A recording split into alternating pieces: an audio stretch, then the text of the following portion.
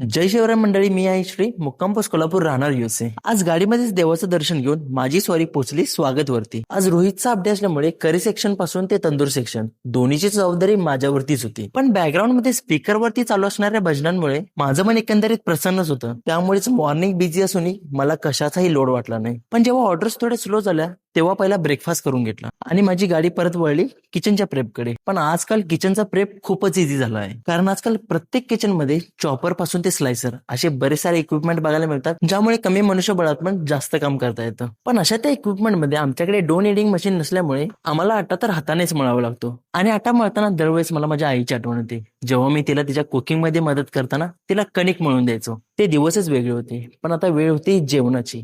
आता जेवणाचं ताट बनवलंय आणि ऑर्डर येणार नाही असं कधी झालंय वे. झटकेत ती ऑर्डर बनवली, तोपर्यंत रोहितही आला आणि आमचं इव्हनिंगचं कामकाज चालू झालं. आणि आजची इव्हनिंग फक्त 3 तासासाठी बिझी झाली. त्यानंतर फक्त नॉर्मल ऑर्डर चालू होत्या. त्यातून जो वेळ मला मिळाला त्यामध्ये चिकन बिर्याणीचं मॅरिनेशन बनवलं आणि एका बाजूला चिकन मंडी आणि चिकन करीचे पीसेस शिजत ठेवले. आता प्रेपही झाला आणि क्लोजिंगही झालं. आता वेळ होती घरी जायची. त्याआधी किचन साफ केलं आणि चिकनचा काठरोल बनवून माझी स्वारी निघाली घराकडे. आता घरी जाऊन मी एअरबीएनबी का बुक केला हे तुम्हाला पुढे कळेलच. जय शिवराय.